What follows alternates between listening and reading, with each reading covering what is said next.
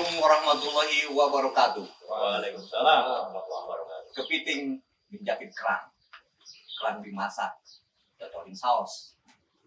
Bapak Ibu pemirsa, pasang mata dan kuping biar terang. Cakep. Kita simak obrolan yang host. Nah, kenapa itu host? Kenapa ya, Kok? Karena hari ini kita memang ngomongin sesuatu yang sangat spesial. Kita ngomong soal jalur rempah, tapi juga ngomongin main pukulan dan ondel-ondel. Nah, di mana itu bisa unsurnya bisa ketemu di situ. Ya. Nah, kita balik lagi kepada jalur rempah. Dalam perbincangan kita yang memberikan tentang workshop seni budaya dan bumi rempah ini kita akan kilas balik kepada masa abad pertengahan, di mana Indonesia menjadi salah satu daerah yang diburu oleh orang-orang Eropa untuk mengejar rempah-rempahnya. Nah, pada saat itu rempah-rempah menjadi komoditas utama di dunia. Dan seiring dengan itu, ternyata perekonomian juga bisa berkembang, namun juga menumbuhkan unsur-unsur budaya tempatan atau unsur-unsur budaya lokal juga ikut berkembang. Di antaranya kedua unsur budaya tadi, yaitu ondel-ondel dan main pukulan. Di sini ada budayawan kita yang pasti udah nggak asing lagi, yaitu Bang Yahya Andi Saputra. Ini udah top dah, yang udah clear. Artinya asam garamnya itu udah bukan main. Ganteng deh, Bang. Ganteng, ngerep dah tuh asam garamnya dah. Soal budaya dia ngomong. Juga ada juga nih Kimung, nama sebenarnya apa? Kiki Zaharudin. Kiki Zaharudin, tapi panggilannya Kimung. Kiki Mungil. Kiki Mungil gitu.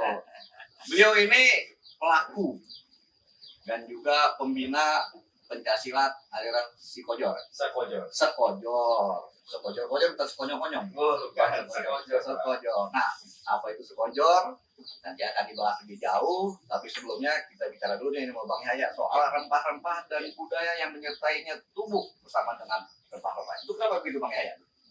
Kalau gini ya Bang Yusron dan saudara-saudara yang menyaksikan acara ini, kalau kita ngomongin rempah-rempah itu memang kan di sekeliling kita itu senantiasa kita membutuhkan rempah-rempah. Dari mulai kita di dapur itu kalau dia mau masak pasti ada cengkeh, ada lada, ada kayu manis dan rupa-rupa. Ya, benar. Nah, bahwa memang kita dengan cengkeh itu memang dia seperti gigi dan gusi, dan di dalam sejarah kita memang misalnya abad-abad ke-14, abad 14-15 itu memang itu kan komoditi itu luar biasa. Dalam sejarah misalnya di tahun 1500-an itu terjadi perjanjian antara kerajaan Sunda Pajajaran dengan tetamu yang datang dari negeri Eropa. Mana dia itu? Yaitu yang namanya Portugis. Nah, itu ya ke sini salah satu tujuannya adalah dibikin MOU kesepakatan gitu ya. Mufakat antara mereka bahwa di sini yang kaya itu kerajaan Sunda Pajajaran yang kaya itu hasil panen terutama lada itu dijual kepada mereka. Mereka menyiapkan piranti baik lunak maupun tidak lunak dalam hal keamanan kerajaan itu. Jadi perjanjian keamanan sehingga kerajaan sudah tetap berproduksi dengan kebutuhan yang mereka butuhkan seperti lada, cengkeh dan macam-macam rempah yang lainnya itu Bang. Nah, kemudian gimana tadi munculnya tuh main pukulan, ondel-ondel, kok ada di rempah-rempah itu bisa nongol itu? Ya begini, ondel-ondel itu kan zaman dulu disebutnya itu barongan. Barongan bukan nggak identik dengan barongsai, dengan barongan yang ada di Bali. Tapi barongan di sini artinya bahasa Betawi arkais, yang artinya satu kelompok, satu grup. Dalam satu grupnya itu, jadi barong itu satu grup. Nah, jadi oleh karena itu si barongan ini masa lalu itu senantiasa menjadi media pendukung utama dalam ritual-ritual di masyarakat Jakarta, di masyarakat Betawi. Misalnya upacara baritan atau sedekah bumi. Nah, di situ kan jelas. Kalau upacara-upacara itu jelas semua yang namanya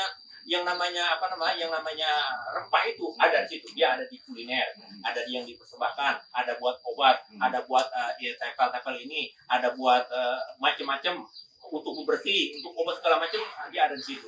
Nah, jadi oleh karena itu terkait dengan ini ondel-ondel menjadi pendukung utama dalam upacara-upacara masyarakat Betawi, dan oleh karena itu ya hubungannya dekat betul gitu. Fungsinya buat apa tuh ondel-ondel juga kita mau panen untuk masang ondel-ondel buat Ya. apa ondel menakut-nakutin apa itu? Jadi ondel-ondel itu dulu namanya ondel-ondel, dulu namanya barongan. Ya. Kemudian baru masuk abad 19, awal abad 20, akhir abad 19, awal abad 20 itu barulah dia kemudian disebut dengan ondel-ondel. Ondel-ondel itu pun bahasa Betawi arkais, Bang Isron dan saudara-saudara penonton semuanya, bahwa ondel-ondel itu juga artinya adalah sesuatu yang lincah dan fleksibel. Oke. Kita bisa saksikan misalnya dalam pertunjukan ondel-ondel itu dia lincah dan dia fleksibel begitu. Jadi, nah, oleh karena itu si ondel-ondel ini kemudian menjadi pendukung utama upacara. Misal bahkan orang bule sekalipun itu meyakini bahwa fungsi ondel-ondel itu, mereka bilang dalam buku yang saya baca itu berjudul Kehidupan di Jawa Tempo Dulu, ditulis oleh Olivier Johannes Raff dalam bahasa Belanda, itu dikatakan ondel-ondel popen om gestin de verjagen. Nah, itu bahasa Belanda tuh, bahasa orang Solo. Boneka apa itu, Bang? Jadi boneka besar pengusir roh jahat. Oh, gitu. Nah, gitu. Memang fungsinya begitu. Dia Jadi fungsinya untuk buat tolak bala. ngamanin, buat tolak bala. Untuk tolak bala. Ngamanin, Untuk tolak bala. kita berkebun, Ya. hasilnya bagus, diamanin dan tuh Ya. begitu. Terutama memang kalau kita ingat pada pandemi itu seperti COVID-19. Pandemi itu orang Betawi bilang kan awar-awar ya. Awal. Wabah itu, awal-awal pandemi 19 itu, COVID-19 itu memang sebetulnya kalau kita memahami makna ondel-ondel sebagai penolak bala, maka ini sebetulnya kita harus memahami juga. Misalnya dulu itu memang tetua-tetua masyarakat Betawi itu paham betul kalau wabah muncul. Mana misalnya? Ada dulu yang ditakut itu sakit cacat. Kalau anak perawan kena sakit cacat, itu Aduh, ngeri kan? kalau telat diobatin, mukanya jadi Kasihan, bopeng. kasihan. Kasihan, jadi yang mulai cakep, mulus, segala macam kayak mukanya si kecil mungil ini, maka dia akan malu tuh.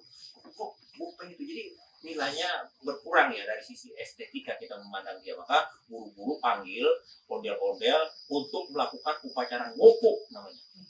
Ngupuk kalau cara sekarang tuh tahlilan lah, kita tahlil doa-doa kayak kita baca manakib ya. Jadi fungsinya begitu ya, Dok. Iya. Ya, artinya untuk mengamankan kalau dalam rempah-rempah ini supaya panennya nggak Panennya nggak gagal gagal. gitu. Memang yang paling utama itu sebetulnya dia adalah dia punya makna equilibrium, keseimbangan. Jadi ondel-ondel keseimbangan kita semua. Dalam perjalanannya Bang Yaya Ya. ya, ondel-ondel sekarang tuh bagaimana ya menurut Bang Yaya? Apakah masih menjalankan fungsi yang dulu atau udah berubah makna?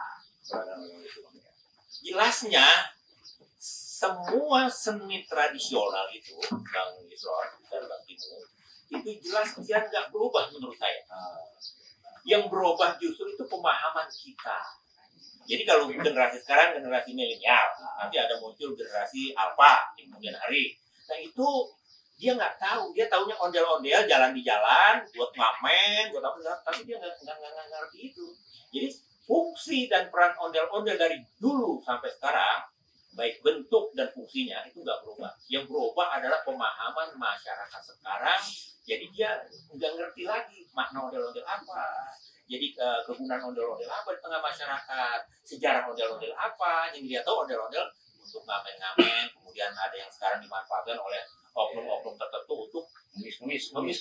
Itu kan menghinakan dirinya dan menghinakan kesenian ondel-ondel itu sendiri. Jadi gitu, jadi dia tetap tidak berubah. Nah, kemudian Bang Yaya kita Ya. balik ke main pukulan. Main Main pukulan rempah-rempah. Iya. Itu tuh gimana itu, Bang?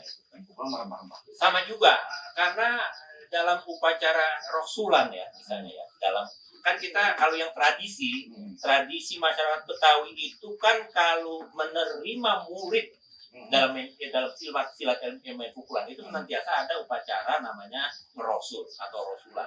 Pada saat rosulan itulah unsur-unsur rempah-rempah, ya jahe, ya ini, ya semuanya masuk di situ.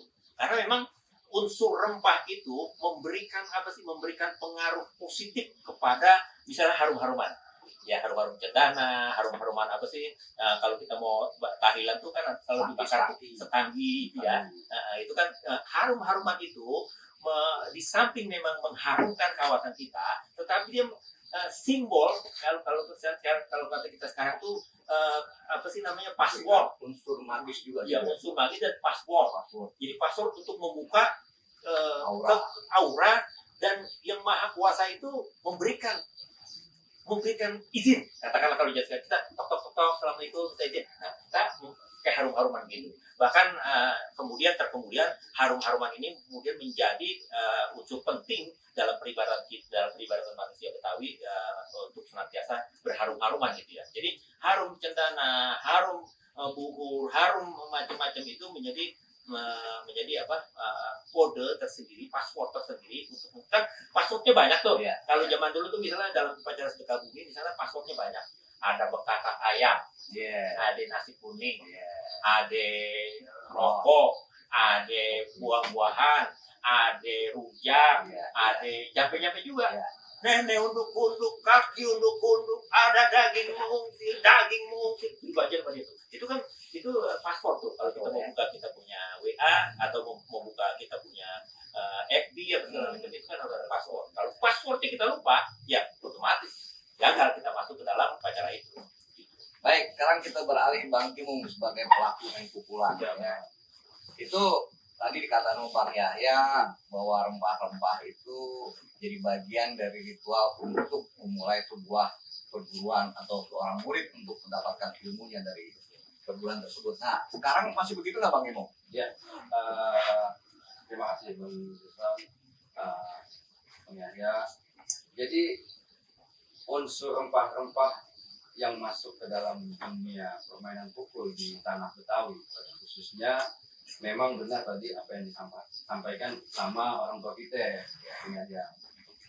Kalau di tempat saya itu memang sebelum dia memulai proses untuk menjadi murid ya pertama tuh dia izin dulu, orang tuanya datang ke guru nitipin anaknya, setelah itu guru yang menerima maka guru itu melontarkan syarat sebagai pembuka. Nah, di antara syarat-syarat itu adalah hal-hal yang berkaitan dengan unsur rempah-rempah. Contoh, nanti kalau udah ada 5 orang nih, kita baru mulai dan nih rasulan. Apa yang mau dibikin? Pertama, air jahe. Air jahe itu udah jelas isinya. Ada jahenya, ada kapulaganya, ada kemirinya, ada ladanya, ada kayu manisnya, ada cengkehnya. Sehingga menciptakan rasa hangat. Ketika muncul kehangatan dalam satu hidangan minuman, maka itu mengeluarkan filosofi yang hangat juga dalam silaturahmi. Supaya kuat, main pukul juga supaya jadi kuat. Terus lagi silaturahmi juga jadi kuat, mempertahankan silaturahmi juga jadi kuat, membuat banyak keberkahan karena semuanya minum. Nah, di satu sisi juga setelah minum air jahe tersebut, kita dihidangkan itu yang namanya bubur kacang hijau. Nah, jelas juga bubur kacang hijau isinya apa aja, pasti berkaitan dengan rempah-rempah. Sehingga semuanya akan menjadi nikmat. Dalam unsur pembelajaran, main pukul khususnya, kalau artinya ada dengan nikmat, bagaimana nanti belajarnya? Dipakailah syarat itu dalam rasulan. Isi dalam rasulan tersebut setelah kita memenuhi semua syarat, maka doa-doa lah yang kita panjatkan. Nah, dari doa itu memperkuat juga apa-apa yang dihidangkan. Ya, seperti kita sama-sama ketahui, ketika kita mau mulai tuh pasti tuan rumah udah nyiapin deh tuh ya yang namanya kopi pahit, kopi manis, ya kan, teh pahit, teh manis, air putih, susu. Terus 7 buah yang nunggunya di atas, pisang, apel kah, anggur kah, terus lagi buah mangga lah, apa-apa 7 buah gitu. Sehingga kalimat 7 buah itu menandakan 7 lapis langitnya bumi, kekayaan alam semesta yang diciptakan oleh Allah Subhanahu wa Ta'ala. Begitu ya. Ya, sekarang balik lagi Bang Yahya. Itu ondel-ondel, main pukulan, rempah-rempah jadi komoditas yang utama saat itu. kemudian menumbuhkan dua unsur budaya tadi, bukan pukulan rempah-rempah itu. Nah, di dalam perekonomian bergulir perekonomian rempah-rempah itu, di mana fungsi atau di mana peranan dari main pukulan itu? Dia udah belajar pukulan buat apa itu di rempah-rempah itu gitu. Terus juga gimana ondel-ondel selain cuma hanya sekedar ya, dan kita udah dijelasin lah sama Bang Yahya bahwa ondel-ondel berfungsi buat panen gitu ya. Nah, sekarang main pukulan itu gimana? Main pukulan dia udah belajar nih. Kemudian ada orang jualan rempah-rempah, dia ngapain tuh main pukulan di situ? Jadi begini ya Bang Yusron dan kawan-kawan yang menyaksikan kegiatan ini, jalur rempah itu memang munculnya para jawara, para jago, dan tentu saja kan jago dalam perspektif Betawi itu kan berbeda dengan jagoan. Jadi kalau orang tua dulu kita bilang, lu jangan jadi jagoan, tapi lu jadi jago. Jago itu dia betul-betul jago, dia jago pukul, jago ngaji, jago. Kemudian kalau jagoan, ya sini selain buat, jadi preman. Jadi jago dan jagoan berbeda. Nah, kebanyakan jagoan muncul pada era kolonial itu memang yang menjadi salah satu cerita yang bagian sininya ya. Jadi cerita yang bagian sini itu dia muncul dimanfaatkan oleh tuan-tuan tanah. Jadi tuan tanah saat itu, tuan tanah di Tangerang, tuan tanah di Lebak Bulus, tuan tanah di Senen, tuan tanah di Meruya, tuan tanah di mana-mana itu memang memanfaatkan jasa jago pukul, dan mereka akhirnya direkrut, kalau cara sekarang itu direkrut oleh Tuan Demang. Kalau dalam cerita-cerita rakyat itu ada Tuan Demang Mester yang mempekerjakan jagoan-jagoan untuk mengamankan bisnis dia, untuk mengamankan tanaman dia, tarik cukai, pajak, tarik apa. Nah, muncul kemudian jago. Dalam cerita Pitung kita bisa lihat misalnya dia jagoan karena ini orang-orang ini sangat bengis dalam hal menarik cukai, dalam hal kebijakan-kebijakan pada rakyat, maka muncul jagoan-jagoan.